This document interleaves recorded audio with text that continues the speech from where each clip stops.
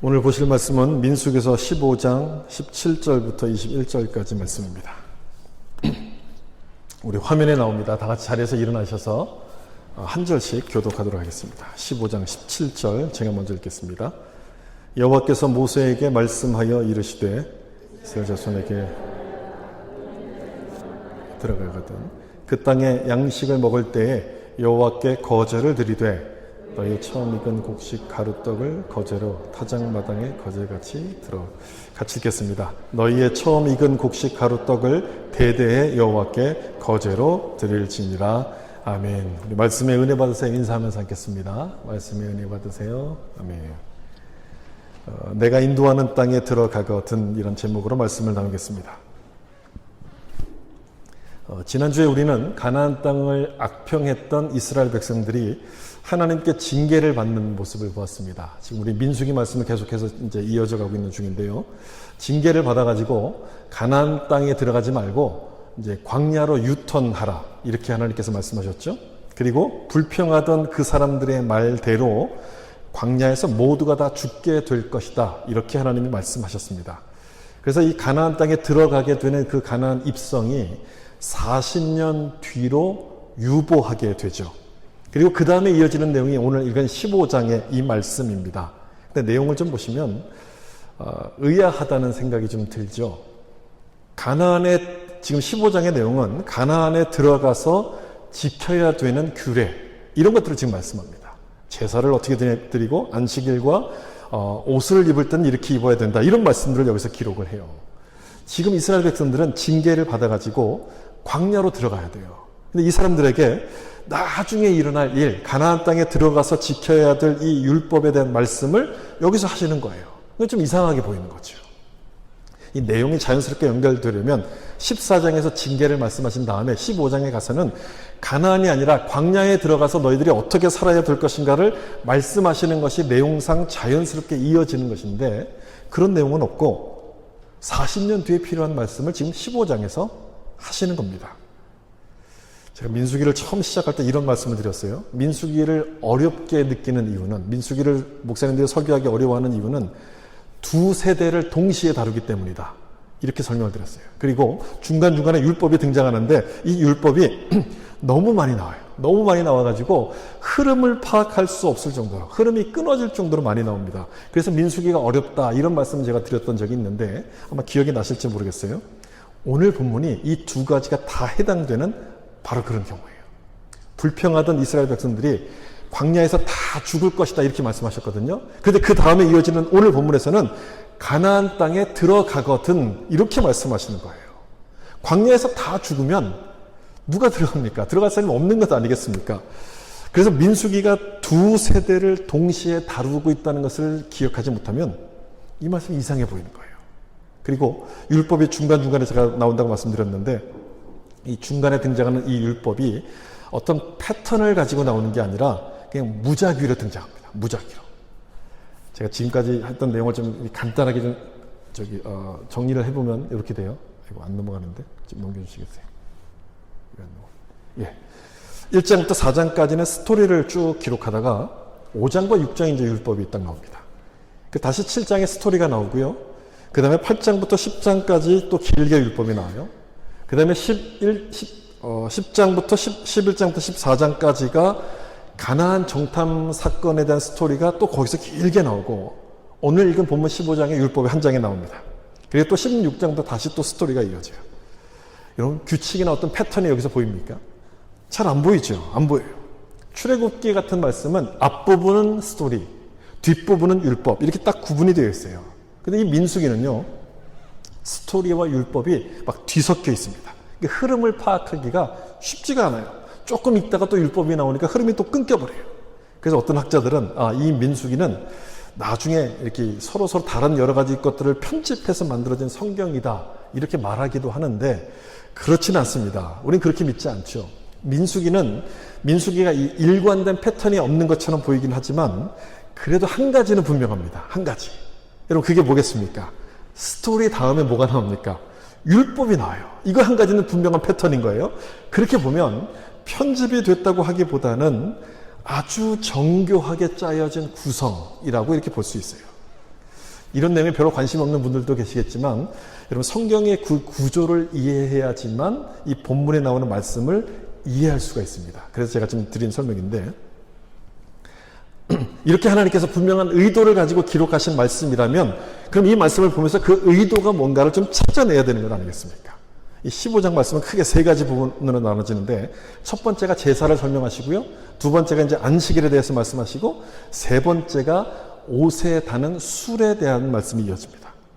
근데 이 말씀을 누구에게 하는가를 보시면 하나님의 의도가 뭔지가 파악이 돼요. 여기 15장 우리 18절 말씀을 좀 보시면 이스라엘 자손에게 말하여 이르라 너희는 내가 인도하는 땅에 들어가거든. 내가 인도하는 땅이 어디겠습니까? 가나안 땅을 말하는 거죠. 가나안 땅에 들어가거든 이라고 이야기하는데 그러니까 이 말씀은 누구에게 지금 주시는 말씀인가요? 나중에 가나안 땅에 들어갈 새로운 세대들에게 주시는 말씀인 거예요. 그 다음에 15장에 나오는 15장 2절 말씀에도 보시면 이스라엘 자손에게 말하여 그들에게 이르라 너희는 내가 주어 살게 할 땅에 들어가서 이 말씀도 역시 누구에게 주시는 말씀인가가 나타나죠. 가나안 땅에 들어갈 새로운 세대들에게 주시는 말씀인 거예요.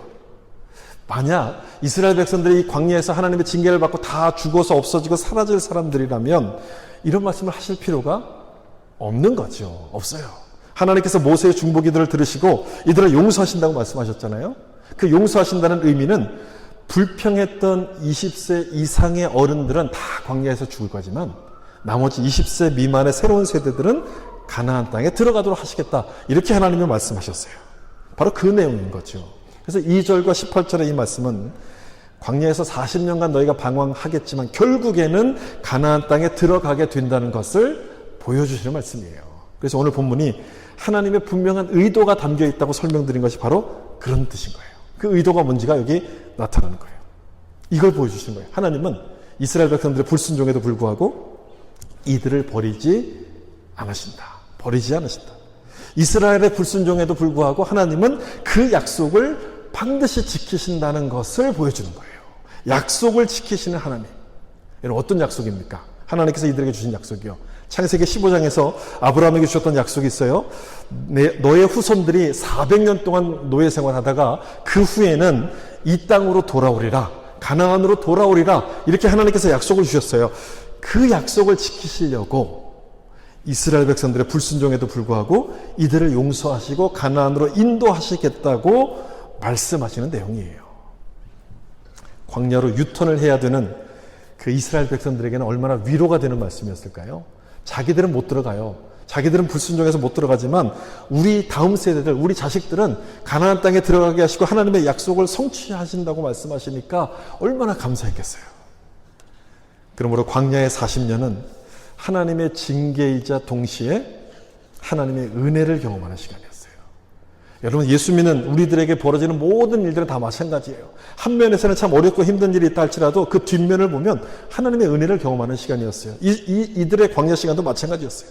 하나님의 은혜가 아니면 우리는 한순간도 설 수 없는 연약한 존재임을 깨닫도록 그 시간을 이들에게 허락하셨던 거예요. 그렇다면 이 광야 시간을 어떤 마음으로 보내야 되겠습니까? 하나님께 감사하면서 하나님의 뜻이 무엇인지를 깨닫고 그 말씀에 순종하는 모습으로 살아야 되는 거잖아요. 그런데 그렇게 했습니까? 그러지 못해요. 그러지 못해요. 다음 주에 우리가 또 보겠지만 그런 모습이 없어요. 감사는 잠깐이었고요. 그 다음 또 불평합니다. 그리고 또 죄를 범합니다. 이스라엘 백성들이 나빠서 이런 것이 아니고요. 우리 모든 사람의 모습이 다 이렇다는 걸 보여주는 거예요. 우리 힘으로는 도무지 하나님의 말씀에 순종할 수 없는 연약한 자들이라는 것을 이스라엘 백성들을 통해서 보여주는 거예요. 사실 성경의 스토리가 전부 다 그런 내용이잖아요. 하나님께 불순종했던 인간의 모습들을 기록하고 있는 게 성경의 스토리 아닙니까? 여러분 첫사람 아담부터 그러잖아요. 아담도 하나님 말씀에 순종하지 못해요. 첫사람 아담이 순종을 못했으니 그 후손들은 말할 필요가 없어요. 그래서 하나님은 이스라엘이라는 새로운 백성을 통해서 하나님의 나라를 세우시려고 새롭게 계획하셨는데 이 사람들 역시 불순종합니다. 그래서 성경에는 성경에 나오는 사람 중에는 죄를 범하지 않은 사람이 아무도 없어요. 창세기부터 요한계시록까지 전부의 내용이 뭐냐면 다 불순종하는 내용이에요. 지금의 우리를 봐도 그렇지 않습니까, 여러분? 지금의 나를 봐도 그래요. 하나님께 순종하기보다 불순종할 때 훨씬 더 많지 않습니까? 하나님께 순종을 하려면 아주 큰 마음을 먹어야 돼요. 아주 큰 마음을 먹어야지 겨우 요만큼 순종해요. 불순종은요, 그냥 돼요. 그냥 자연스럽게 불순종이 돼요. 오늘 제목처럼 내가 인도하는 땅에 들어가거든. 이 말씀의 의미는 우리의 불순종에도 불구하고 하나님은 포기하지 않으시고 당신의 약속을 지키신다. 이 말씀인 거예요. 여러분 믿으십니까? 하나님은 우리의 불순종에도 약속을 지키시는 분이에요. 만약 하나님께서 말을 잘 듣고 죄를 안 짓는 사람만 가나안 땅에 들어가게 하신다고 한다면 들어갈 사람이 아무도 없을 거예요. 아무도 못 들어갈 겁니다. 인류 역사상 죄를 범하지 않은 사람이 한 사람이라도 있습니까? 한 사람도 없어요. 모두가 다 죄인이에요. 그래서 성경이 우리에게 요구하시는 것이 죄를 짓지 말라는 그것만을 우리에게 요구하신다면 성경은 우리에게 위로가 되지 않아요. 여러분 우리가 어떻게 죄를 안 짓고 살 수 있어요? 그러니까 숨만 쉬면 다 죄를 짓는 사람들 아닙니까? 그래서 이 성경은 우리에게 위로가 되지 않아요. 그래서 오늘 본문 말씀은 굉장히 중요한 말씀이고 굉장히 위로가 되는 말씀이에요. 왜 그러냐면 이 민수기 15장이 가르치고 있는 것은 죄 짓지 말라는 그 말씀이 아니라 범죄한 우리들이 다시 회복할 수 있는 방법이 무엇인가를 보여주시는 말씀이기 때문에 그래요. 다시 회복하는 방법, 제사 규례가 바로 그것 아닙니까? 범죄한 우리가 하나님께 갈 수가 없습니다. 그러니까 갈 수 있는 방법을 우리에게 말씀해 주신 것이 바로 이 제사인 거예요. 다시 말하면 우리 힘으로는 나올 수 없고 하나님의 방법을 통해서만 하나님께 나올 수 있다. 이걸 말씀해요. 하나님께서 우리에게 주신 약속은 우리에게 달려있는 것이 아니라 하나님께 달린 것이다. 하나님의 약속은 하나님께 달려있다는 것을 보여주신 말씀이에요. 여러분들이 이 말의 의미가 어떤 것인지 한번 깊이 좀 묵상해 보셨으면 좋겠어요. 하나님의 약속은 하나님께 달려있다. 이 말의 의미가 뭔지 좀 한번 깊이 묵상해 보시면 좋겠어요. 만약에 그 약속이 우리에게 달려있다고 한다면 여러분 그 약속이 이루어질까요? 이루어지지 않을까요? 우리가 하는 걸 보고 그 약속을 이루신다고 한다면 이루어질까요? 절대 이루어질 리가 없어요. 40년 광야 생활이 바로 그것에 대한 증거 아니겠습니까? 그리고 그 다음에 하나님이 그래서 뭐라고 말씀하시냐면 내가 인도할 땅에 들어가거든 이렇게 말씀해요. 내가 인도할 땅 이렇게 말씀해요. 그 약속은 누가 이루시는 일이냐면 하나님이 이루시는 일 그 얘기예요. 하나님이 하셔야 된다는 얘기예요. 이스라엘 백성들의 노력과 헌신으로 들어가는 게 아니고 오직 하나님의 은혜로만 들어갈 수 있는 것이기 때문에 하나님께서 그렇게 되도록 만드시겠다. 내가 그렇게 하겠다. 이렇게 말씀해요. 그걸 위해서 민수기 15장은 죄를 용서받는 제사와 순종할 수 있도록 옷단에 술을 만들어서 기억하라. 이렇게 말씀합니다. 그러므로 이런 율법은 우리가 언제든지 넘어질 수 있는 연약한 존재이지만 그럼에도 하나님의 은혜가 우리 가운데 계속 임하기 때문에 우리는 실패하지 않는 그런 사람인 것을 확인시켜 주시는 말씀이에요. 하나님의 은혜가 계속 임한다는 것을 확인시켜 주는 것이 율법이에요. 징계를 받아서 광야로 유턴하면서 고개를 떨궈야 됐던 이스라엘 백성들은 이 말씀을 듣고 다시 소망이 생겼을 겁니다. 광야 40년이 우리를 하나님이 버리신 것이 아니라 다시 우리를 연단하고 훈련하셔서 하나님의 뜻을 세우는 성숙한 자로 만드시는 것이라고 생각을 했을 거예요. 로마서 8장 28절 그 말씀처럼. 로마서 8장 28절 말씀 보면 같이 한번 읽어볼까요? 곧 그의 뜻대로 부르심을 입은 자들에게는 모든 것이 합력하여 선을 이루신다는 이 말씀처럼 이 모든 과정이 하나님의 뜻이구나. 하나님의 인도하심이구나. 이거를 믿었을 거예요. 모든 것이 합력하여 선을 이뤄요. 그렇다고 죄를 지어도 된다는 얘기는 아니고요. 불순종해도 된다는 얘기는 아니죠. 그런 뜻이 아니고 불순종은 죄이고 잘못입니다. 분명 그런 것은 하면 안 되는 거죠. 하지 말아야 되는 거예요. 근데 이 말씀의 요지는 뭐냐면 모든 것이 합력하여 선을 이룬다는 말씀의 요지는 그럼에도 불구하고 하나님은 우리가 연약한 자임을 아시기 때문에 죄를 질 수밖에 없는 연약한 자임을 아시기 때문에 우리를 붙드시고 인도하신다는 그 말씀인 거예요. 그래서 당신의 약속을 지켜가신다는 것을 보여주시는 말씀이에요. 그것 때문에 하나님의 약속은 우리에게 달린 게 아니라 하나님께 달렸다. 그렇게 설명드린 거예요. 하나님께 달린 거예요. 그러면 정말 이 말씀대로 광야의 그 40년 기간이 합력해서 선을 이루는 시간이었을까? 한번 확인해 볼까요? 신명기 말씀 그 다음에 보시면 신명기 8장 2절에 보시면 내 하나님 여호와께서 이 40년 동안에 내게 광야길을 걷게 하신 것을 기억하라. 이는 너를 낮추시며 너를 시험하사 내 마음이 어떠한지 그 명령을 지키는지 지키지 않는지 알려 하심이라. 지금 모세가 가나안 땅에 들어갈 새로운 세대들에게 하는 설교거든요. 그 중에 지금 하는 말씀이에요. 광야 40년의 시간을 지금 뭐라고 이야기합니까? 너를 낮추시며라고 되어 있습니다. 겸손을 배우고 낮아지는 시간이 되도록 그렇게 말씀하셨다는 거예요. 그러니까 모든 것이 합력하여 선이 되도록 하셨다는 거예요. 그래서 이 말씀 뒤에 이어지는 말씀에 제가 찾지는 않았지만 아주 유명한 말씀이 그 뒤에 이어져요.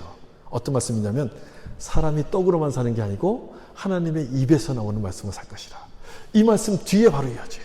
광야 40년의 시간을 통해서 하나님 말씀으로 살아가는 존재라는 것을 깨닫도록 하셨다는 거예요. 그래서 징계가 징계로 끝나는 것이 아니라 연단받고 성숙하게 되는 시간으로 하나님이 사용하셨어요. 그렇게 해서 합력하여 선을, 불순종에도 불구하고 하나님의 뜻을 이루도록 만들어 가셨다는 거죠. 그 다음에 오늘 본문 15장 19절과 20절 보시면 그 땅의 양식을 먹을 때에 여호와께 거제를 드리되 너희의 처음 익은 곡식 가루떡을 거제로 타작마당에 거제같이 들어드리라. 가나안 땅에 들어가서 농사를 짓고 처음 곡식을 거두게 될 때 그 곡식을 하나님께 거제로 드리라, 이런 뜻인 거예요. 거제라는 것은 제사 드리는 방법인데 이 곡식을 하나님께 이렇게 올려드려서 바친다, 이렇게 표시하는 것을 거제라고 해요. 이렇게 드리라. 첫 번째 곡식을 이렇게 드리라고 말씀하는데 여러분 이게 무슨 뜻일까요? 첫 곡식을 하나님께 드리라. 이 말씀의 의미가 뭘까요? 그 땅으로 인도하시는 것뿐 아니라 거기서 먹고 살 것까지 하나님께서 책임지시겠다, 그 말씀인 거예요. 내가 모든 걸 책임지시겠다. 그냥 가나안 땅에 들어가겠다 하는 그 말씀보다 거기서 농사 짓고 먹고 마시게 하겠다는 그 말씀이 훨씬 더 강력하게 들려오지 않습니까? 하나님의 강력한 의지를 지금 여기 보여주신 말씀 아니겠어요? 하나님께서 약속을 지키셔서 이들로 하여금 돌아오게 하신다는, 반드시 들어가게 하신다는 것을 피부로 느껴지도록 하나님이 이렇게 말씀하시는 거예요. 이처럼 하나님은 우리의 불순종에도 불구하고 하나님의 약속을 반드시 지키세요. 반드시. 우리의 연약함에도 불구하고 반드시 약속을 지키시는데 이것을 신학에서는 뭐라고 표현하냐면 성도의 견인, 이렇게 부릅니다. 신학 교리에서는 성도의 견인, 이렇게 불러요. 그 견인차 할 때 견인. 예, 그런 거예요. 견인차처럼 우리를 이렇게 붙들어 주신다, 이런 뜻이거든요. 여러분, 견인차가 언제 필요한가요? 차가 고장나서 움직이지 못할 때 견인차가 필요하잖아요. 토잉카가 그때 필요하잖아요. 그것처럼 죄를 지은 우리의 모습이 바로 그것과 똑같다는 거예요. 죄를 지으면 우리 생각이 허망해지고 우리 기준이 흐려져서 스스로 선을 행할 수 없습니다. 하나님의 뜻을 스스로 우리가 순종할 수가 없어요. 움직이지 못하는 고장난 차와 똑같아요. 우리가 그런 상태 가운데 있을 때 하나님은 우리가 원래 그렇게 연약한 자임을 아시고 우리를 끌어주신다는 거예요. 성도의 견인이에요. 끌어주셔서 끝까지 붙드시고 하나님의 약속을 완성하시겠다고 말씀하신다는 거죠. 우리가 잘해서 그런 거겠습니까? 우리에게 달려있는 게 아니라 하나님께 달려있는 거예요. 하나님의 약속 때문에 그렇게 하시는 거예요. 우리가 잘해서가 아니라 우리를 버리지 않으시고 하나님의 약속을 완성하신다고 말씀하셨기 때문에 우리를 붙들어 주시는 건데, 그 약속의 말씀 중에 하나가 바로 이 말씀이에요. 빌립보서 1장 6절 말씀, 우리 같이 한번 읽어볼까요? 너희 안에서 착한 일을 시작하신 이가 그리스도 예수의 날까지 이루실 줄을 우리는 확신하노라. 아멘. 시작하신 분이 하나님이시기 때문에 마무리도 누가 하신다고 합니까? 하나님이 하신다, 이 말씀이에요. 시작하신 분이 하나님이시니 마무리도 하나님이 하신다. 그래서 우리를 불순종함에도 불구하고 약속을 이룰 때까지 끝까지 인도하신다는 것이 성도의 견인이에요. 어떤 분들은 그러면 이 신앙이 좀 느슨해지지 않겠습니까? 이렇게 질문하시는 분들도 있어요. 하나님께서 약속을 다 이루시면 우리가 불순종해도 하나님이 다 하신다고 하면 우리가 열심히 살 필요가 없는 것 아니겠습니까? 신앙이 느슨해지는 것 아니겠습니까? 이렇게 질문하시는 분들이 있는데 그렇지 않습니다. 그렇지 않아요. 그냥 단순히 생각하면 그렇게 생각할 수도 있지만 정말 하나님의 사랑과 은혜가 무엇인지를 깨닫는 사람이라면 그렇게 할 수가 없어요. 그렇게 될 수가 없어요. 나의 연약함을 알기 때문에, 또 하나님의 은혜가 얼마나 큰 것인 것을 알기 때문에 다시 엎드려서 하나님의 은혜를 구하게 되지, 그 하나님의 은혜를 이용하려고 하지 않아요. 성도의 견인이라는 이 교리가 우리 힘으로는 절대 구원받을 수 없는 연약한 존재이기 때문에 주신 것임을 알기 때문에 그렇게 하는 거예요. 그래서 죄를 짓고 불순종함에도 불구하고 우리를 버리지 않는다는 그 말씀 안에 감사함으로 하나님의 은혜 앞에 엎드리는 것이지, 야, 죄를 지어도 다 용서하시니까 내가 마음껏 죄를 짓자. 그렇게 하나님 앞에 나가지 않는다는 거죠. 신앙이 느슨해지는 길로 가지 않는다는 거예요. 오늘 본문 15장에 나오는 이 제사 규례도 같은 맥락에서 이렇게 주신 겁니다. 연약한 우리가 죄를 범할 수밖에 없는 것을 하나님이 아세요. 그래서 하나님께로 우리를 돌이킬 방법이 필요한 것 아닙니까? 그래서 돌이킬 방법으로 우리에게 주신 것이 뭐냐면 제사라는 방법을 주셨어요. 제사. 1절부터 쭉 여러 가지 제사 방법이 나오는데 그 중에 22절부터 29절까지가 죄를 용서받기 위한 속죄제에 대해서 말씀합니다. 이 속죄제는 크게 두 가지 경우에 드려요. 하나는 회중이 죄를 범했을 때 드리고 또 하나는 개인이 죄를 지었을 때 드립니다. 회중이 범한 죄는 뭐 대표적인 게 이제 우상숭배 같은 거겠죠.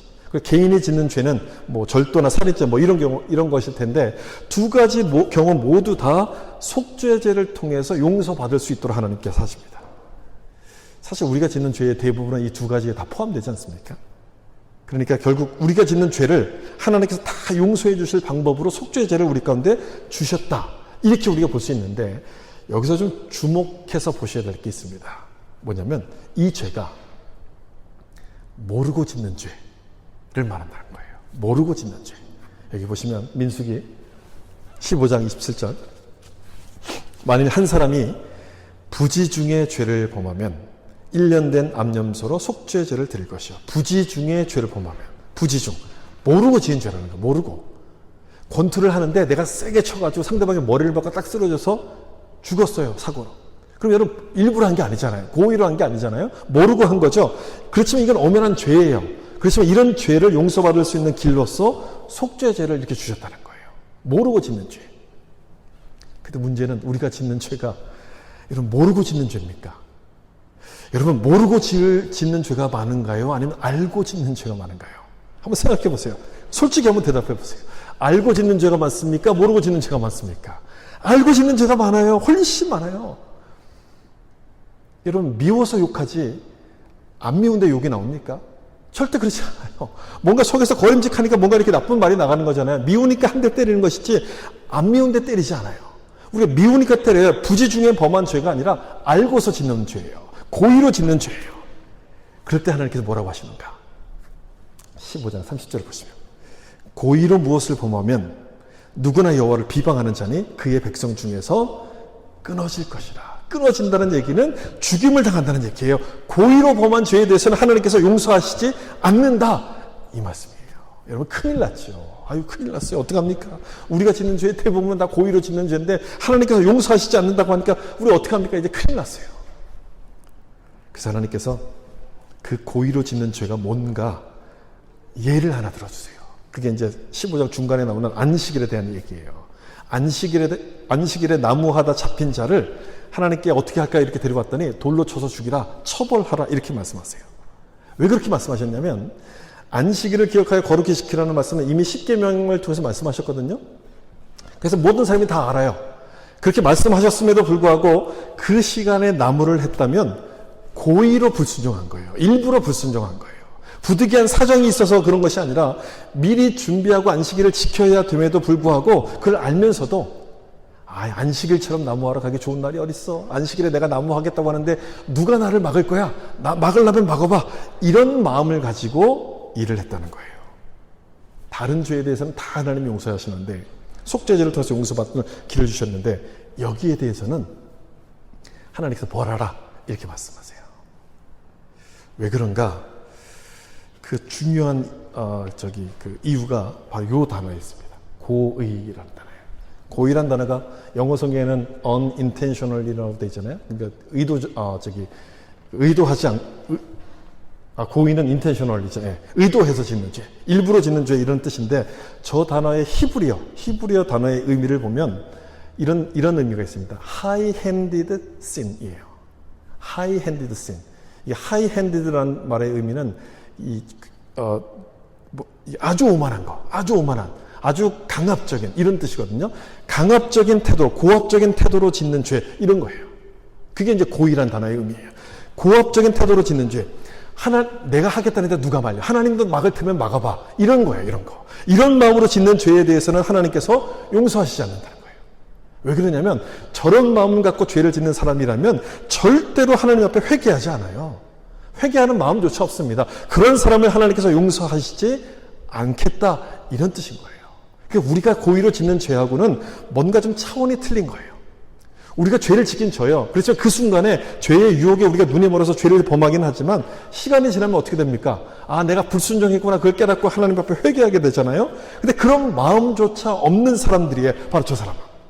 그런 마음조차 없는 사람은 하나님께서 용서하시지 않겠다, 이렇게 말씀하세요. 예수님은 이런 죄를 가리켜서 마태복음에 성령 회방죄라고 말씀하셨어요.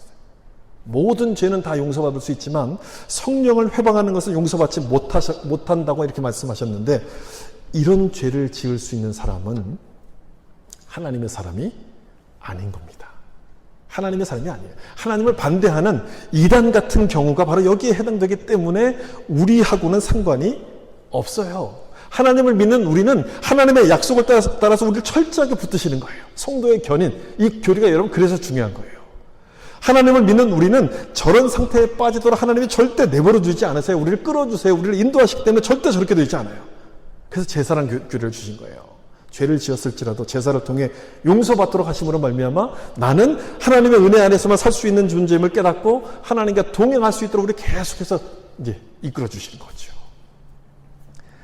바로 제사가 하나님의 은혜 속에서 살 수 있도록 우리에게 주신 것이고, 또 하나가 있는데 그건 뭐냐면 38절에 나오는 것처럼요, 옷단의 술입니다.